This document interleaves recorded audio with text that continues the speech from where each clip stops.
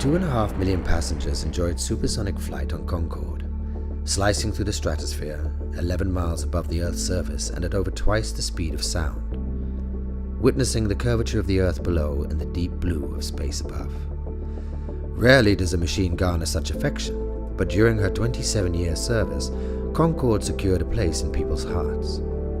A design marvel, a message from tomorrow. Nothing in the world of aviation has rivaled her since.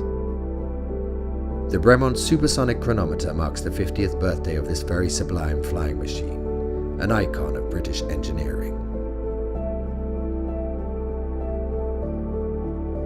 By 1962, Great Britain and France signed a treaty to develop a supersonic airliner. The result was Concorde. Concorde first flew in 1969. Her elegant design was worlds apart from the subsonic airliner fleet. Her delta wing with its swept-back curve was sculpted from one solid piece of aluminium.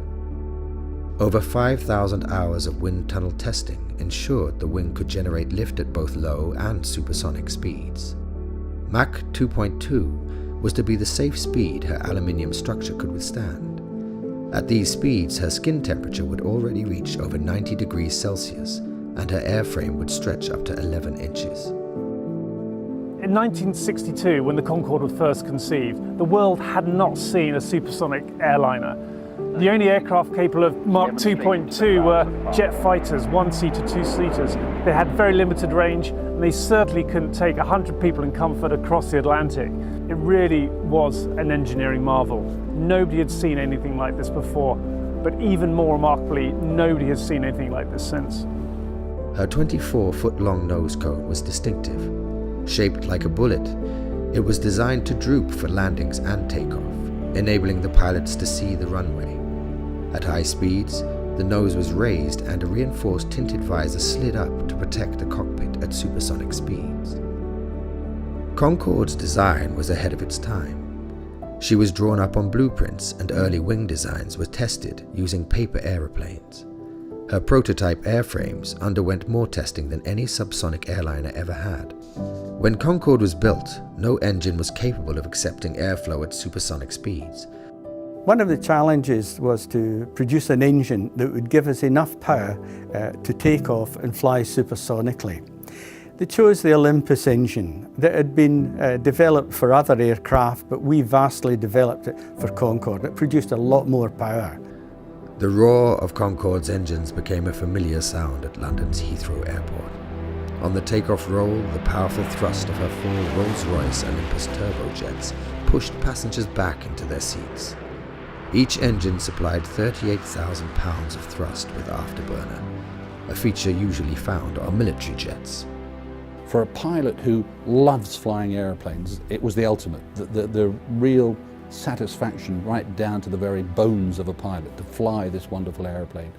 Although it's so obviously beautiful, I think people really understand that it was a sophisticated piece of engineering. Everything was precision made.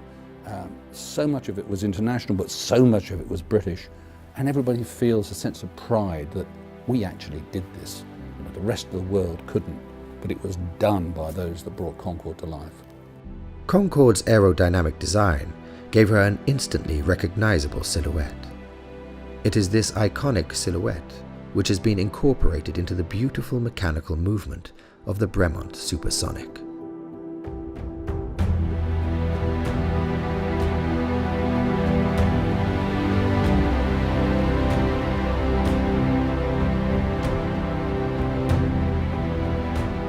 To mark the 50th anniversary of the first flight of Concorde, Bremont's creating the Bremont Supersonic, which is a limited edition watch, incorporating parts of Golf Alpha Bravo.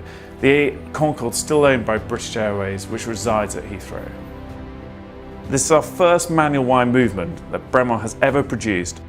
It's an 8-day power reserve, which incorporates a power reserve indicator within the dial.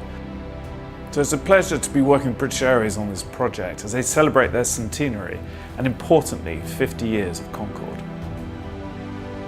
Concorde's maximum operating ceiling was 60,000 feet.